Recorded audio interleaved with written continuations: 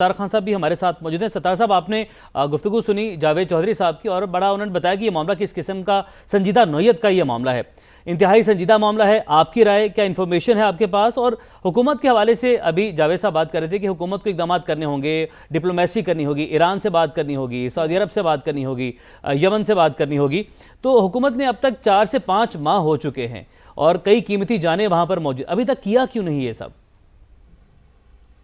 یہ جو آبنائے ہرمز جو ہے بند ہوئی ہے، یا جو معاملات وہاں پہ ہوئے، اس کی وجہ سے یہ صومالیہ کے جو پائریٹس تھے ان کا کاروبار بڑھ گیا۔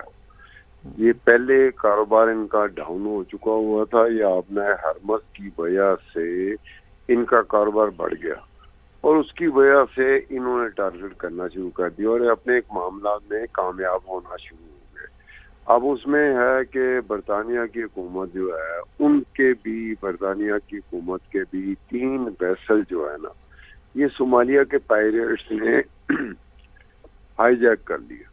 اب وہ برطانیہ کی حکومت ہے، پاکستانی حکومت ذرا کمزور ہے، ذرا یہ ذہن میں رکھیے گا کہ یو کے کی حکومت ہو، یونائٹڈ کنگڈم کی حکومت ہو، یا کوئی اور ملک ہو، اس کی حکومت جو ہوتی ہے نا، وہ اپنے لوگوں کے لیے کچھ کرتی ہے، کیونکہ ان کو وہاں پر یہ سسٹم ہے، جہاں پہ ڈیموکریسی میچور ہو چکی ہے، وہاں پر یہ ہے، انہیں پتا ہے کہ ہم نے اپنے لوگوں کی داد رسی نہ کی تو ہماری حکومت کھڑی نہیں ہو سکتی۔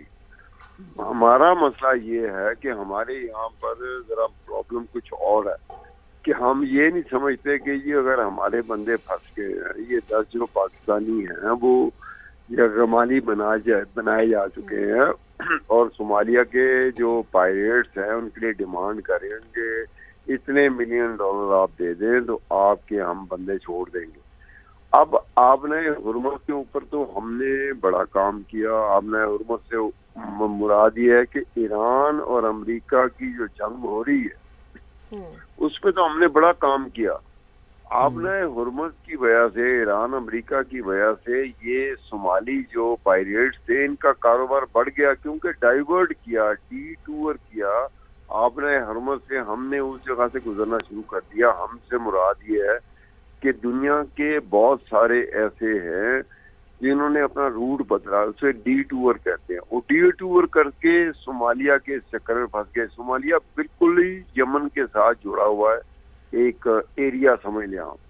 وہاں پہ یہ ہوا کہ صومالیہ کے جو پائریٹس تھے جن نے ہمارے بندوں کو، پاکستانی بندوں کو یرغمالی بنا کے ہم سے ڈیمانڈ کر رہے، ان کا کاروبار بڑھ گیا، اچانک کاروبار بڑھ گیا، ورنہ ان کا 2011 12 13 14 میں ان کا کاروبار عروج پہ تھا جو زوال پذیر تھا۔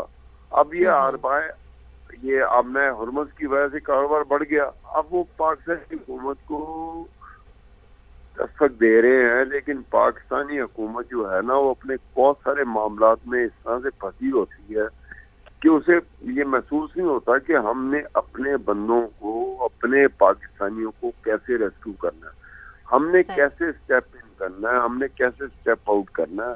یہ پھنسی ہوئی حکومت ہے، لیکن پھر بھی ہم کہتے ہیں کہ اس حکومت کو کچھ نہ کچھ کرنا پڑے گا کہ یہ لوگ بہرحال پاکستانی ہیں، اور بہرحال یہ لوگ صومالیہ کے جو پائریٹس ہیں ان کے ہتھے چڑھ چکے ہیں۔